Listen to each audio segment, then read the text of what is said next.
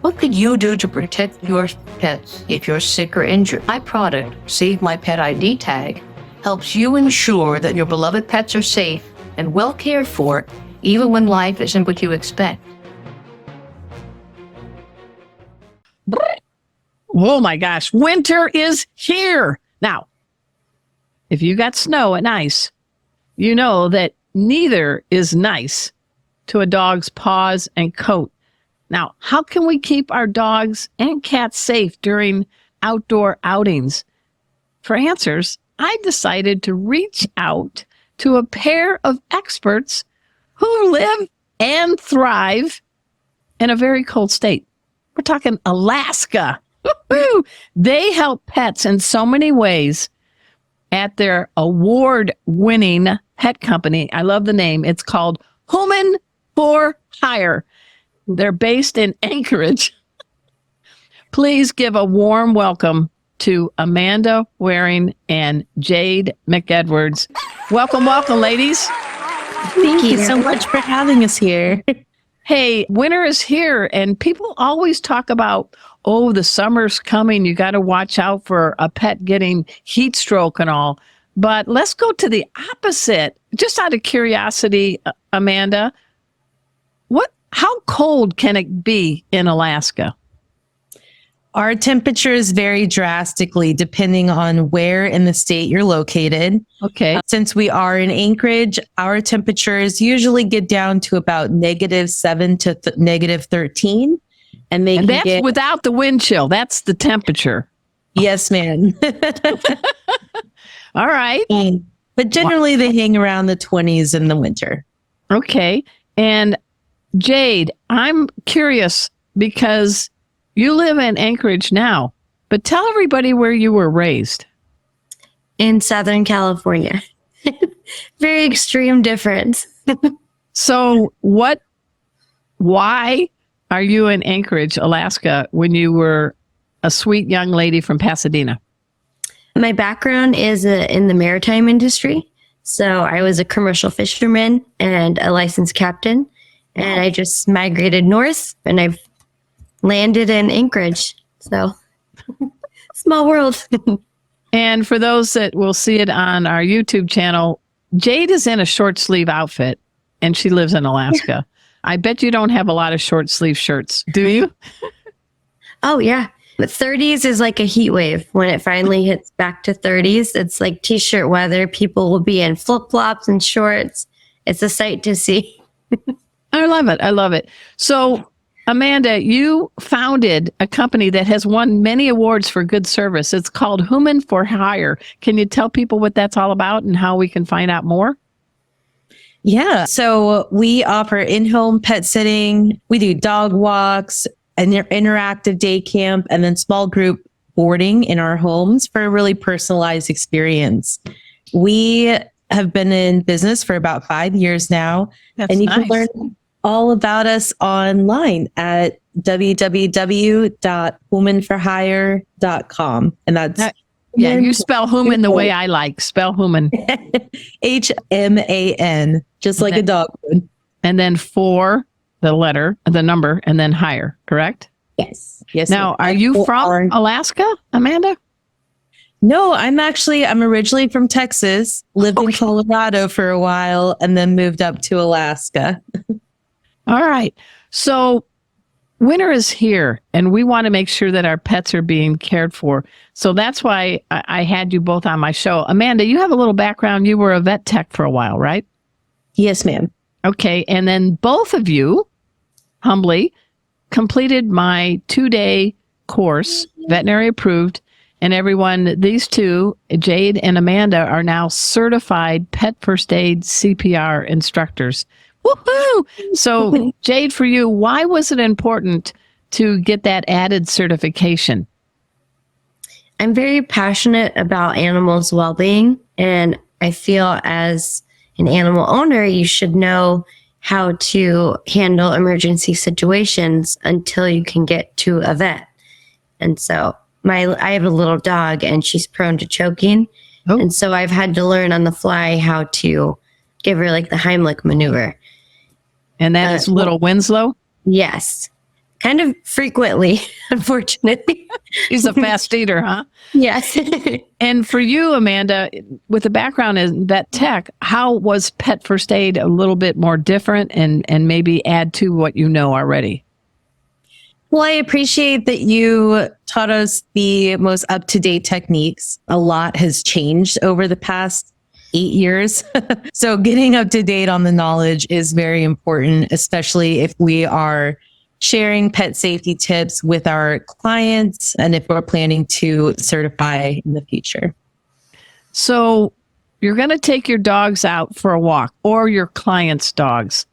I want to start from the door to the snow to back in the house. So we'll start with you, Amanda, first. Based on the dog's coat and all, what are you sizing up before you take a dog out for a walk in Alaska's snow and ice?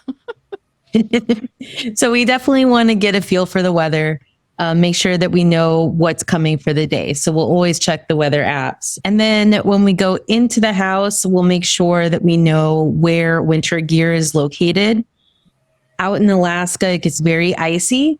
Yeah. So there's a lot of ice melt products and antifreeze around, and that can really tear up dog paws and get stuck on their fur.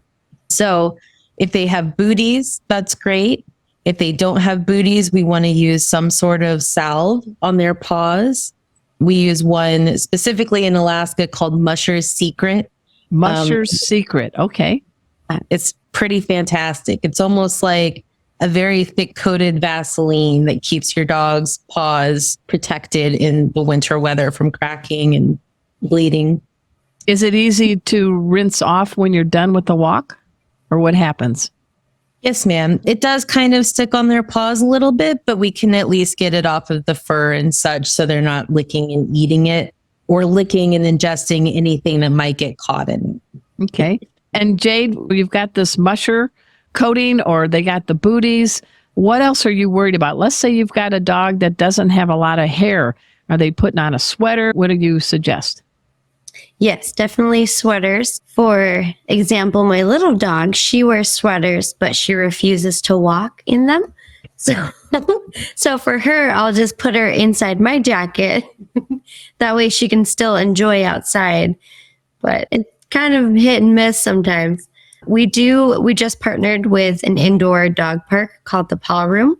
Oh, nice. And so that has been really great for these really cold temperatures. Like today it's 7 degrees. So today is perfect to utilize the Paw Room. That's kind of nice to know. I'm wondering if other cold places around are looking at indoor facilities for pets when the weather's not bad. So is this kind of a new trend in Alaska that you've noticed, Jade? Yeah, I believe so. I found it last winter, and it's been like a heaven sent for my little dog, because now she can still get her enrichment and exercise during the winter. Okay. And Amanda, what are you looking for in early signs that a dog or cat may be outdoors too long and they may be getting hypothermia? What are you looking for? What is to help our listeners and viewers? Well, we definitely want to pay attention to time. Normally our walks are about an hour. So depending on the weather, if it's cold and we are outside, you want to make sure that you're checking at least every 15 minutes on a dog. So what things we'll check for are feeling their bodies, feeling if they look visibly cold, they're shaking, they're shivering, they're kind of slowing down, lifting their paws. Okay. If their paws are getting cold, that's something to pay attention to. And we definitely want to check their gums frequently. We learned in our first aid class that blue gums are a first sign of hypothermia, and we definitely do not want to expose pets to hypothermia. And we just have a few seconds left. Jade, what happens if the dog or cat exposed outside, their gums are blue, but then they're starting to turn pale? What could they be going into, which is really dangerous? They could be going into shock. Okay. And you guys know how to do CPR, don't you? Yes. Hey, everyone. We're speaking with Amanda Waring and Jade McEdwards. They are part of the Human for Hire team in Anchorage, Alaska. We're going to learn more about keeping our pets really nice and safe during cold weather after we take this break. And you all know the drill. We're going to sit, stay. We're going to be right back. Hey, have you heard? Four-Legged Life has a new digital newsletter. Here, let me show you how you get yourself subscribed. So you just type in Four-Legged Life, and that'll take you to the website. There we go. And this magic thing just appears, and you type in your email address. I'll use, let's see, how about coolestdogever@gmail.com. That's me. And then you just click on this thing here. There you go. It's the new digital newsletter from Four-Legged Life. Get subscribed today. Welcome back to Arden Moore's Four-Legged Life Show. I'm your host, Arden Moore. We got a couple Alaskans here, well, via Texas and California, but they've been in Alaska a number of years. They're pros, and they get a lot of snow, they get a lot of ice, and they get a lot of cold weather.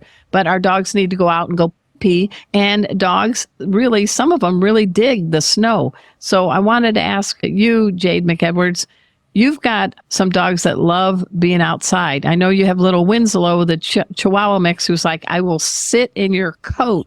But talk about another dog of yours that might dig snow. Who is that? That would be Woody, my Great Pyrenees, and he loves snow. Oh my gosh. It's a challenge getting him back inside right now. And so how do you have safe fun with dogs that dig snow? I mean, I had a husky mix that loves snow too. So what are some of the cautions you take with Woody that you could share with others, but still let the dog have some fun? So for Woody, when it's 10 degrees or colder, I'll usually put booties on him. Okay. Or if I notice him starting to pick up his feet or wanting to come in sooner than like 30 minutes, I'll give him booties. He's not a fan of wearing coats, but booties seem to like help. And then just him running around. Okay. And Amanda, we have Amanda wearing here. I always get a little worried when they jump into a snowdrift. What's the concerns or cautions you have that could be happening? Because it's like a pile of leaves, but it's snow. Right. So one, we never know what's in the snow. It piles up so high here. So we do try to keep dogs away from snow burns and more into areas where we know how deep the snow is, how packed it is, and then what we can see on the ground. You call it a snow burn. What do you mean by that? So a snow berm is created when our street cleaners come and they move the snow. It'll pile up to one side, and we call that the snow berm, which always attracts dogs that love those leaf piles. Yeah. we just have to stick a little further away from those. Okay. And do you ever do dogs like to catch snowballs? What's the good and bad of that? Oh, yeah. We live in those chuckets that throw the balls. Using those in snow can sometimes make little snowballs that are adorable to watch them play with. And when you're walking, and I know you had mentioned that there are frozen bodies of water around you all. Mm-hmm. We'll start with Amanda. What are some of the cautions you have before somebody wants to have their dog run across a frozen pond? First of all, we never recommend going on top of a pond, even if it's frozen. Okay. But when you are out there, you want to make sure that you test how sturdy it is at first. You don't want to hear any cracking. Okay. Usually places in Alaska will clean off areas of snow that are frozen lakes so you can walk on them, and they'll try to keep them smooth so that you know where is safe to walk and where is not. So like those rivers and streams that look like they're kind of frozen, it's moving water. So under there, it likely will not support a body and a dog, which we do hear sad stories about every so often. Yeah. And Jade, with dogs, and you're taking a client's dog on a walk, and it's a snow-packed trail, and everything's good, and then you're starting to feel a little ice underneath. How do you recommend controlling that dog and keeping you from slipping? What sort of things do you do?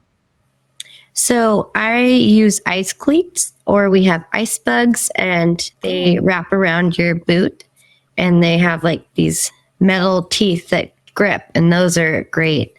They're life-saving for slipping. I love that. I love that. I could use those even just on a normal day because sometimes I'm clumsy.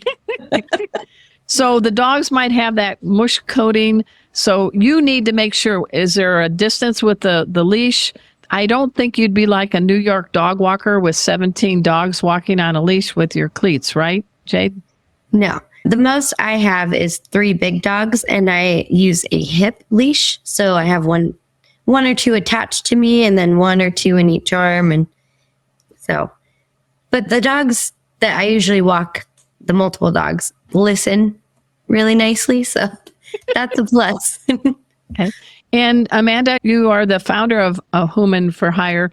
Can you share a little bit of some of the awards? Because your staff and you seem to be doing the right thing in Alaska. So this is your time to give a little shout out to your team and why people should consider Human for Hire. Absolutely. Our team is fantastic, and they have led us to get awarded with Excellence in Business from the Alaska Journal of Commerce and the Best of Alaska this year, which is amazing. It's a huge honor, and it's all from our team. They really just stood out, and our community has noticed it. It's made a huge difference to people, and that feels amazing that I can offer these services to people with a fantastic team. We've also been nominated for the Gold Pan Awards for business or entrepreneurial excellence as well. So your team is rocking. Yeah, they're amazing. I'm like, That's all you need. it's overwhelming how amazing they are and how much they stand out to clients. So in the mainland, we deal with hurricanes, we deal with tornadoes, we deal with flash floods. And in Alaska, it might be avalanches or big snow. What sort of things do you have in place as a disaster preparedness plan for you, your staff? So something happens, to be able to provide care for clients. Each of our staff should have a pet first aid kit and knowledge. Good. We should keep extra blankets and towels in our cars and an emergency blanket. Okay. Those oil wrap ones. And we should have an emergency prepared kit in each vehicle as well with each sitter. And that's just like something to start a fire with, some extra water, something to survive for 48 hours in case of an emergency.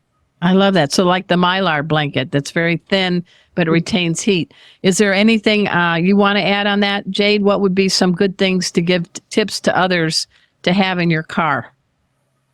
A lot of snacks for humans and animals. Good, good. I'm the snack queen. I have 10. You're the snack queen. Well, that brings me to food is fuel, literally. So I understand from veterinarians that it's important to keep your pet at a healthy weight, especially during the winter, because their body, if they're a skinny mini, that's not very good, right, Jade? Mm-hmm. So do you have any tips on that or not? Yes, kind of.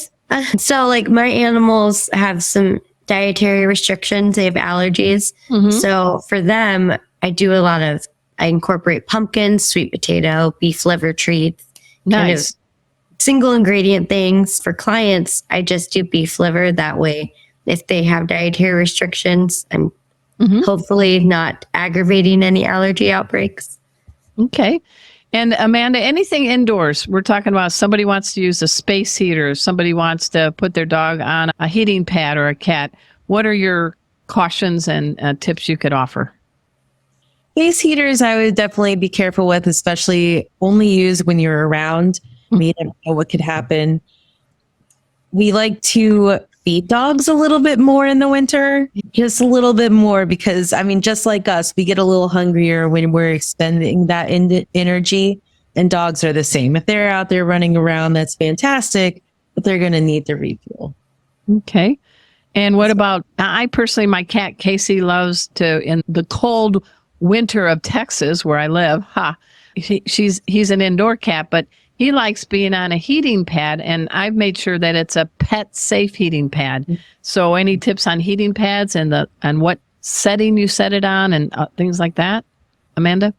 I would definitely keep them on lower settings because pets' bodies are smaller and they can really absorb that heat quickly. Mm-hmm. So I keep them at the lowest setting and only use, again, when you're at the house. Perfect.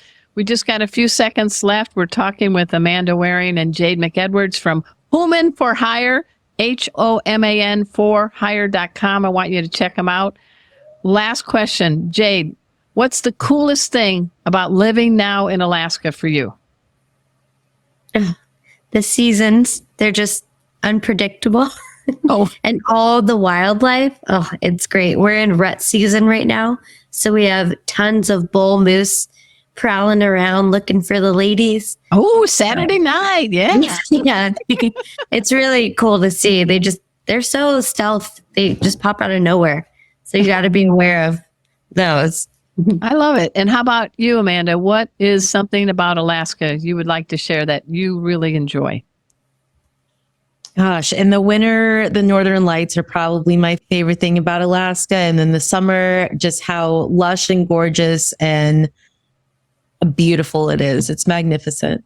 All right. So I guess you're here to stay, right? Well, we'll see. Well, you don't have to worry about sunburns. That's for sure. That's good. Thanks so much for making our tails wag by watching this guest interview from Arden Moore's Four-Legged Life. Four-Legged Life. Make sure to subscribe so you're up to date with all of our Four-Legged Life content. Four-Legged Life. Four-Legged Life.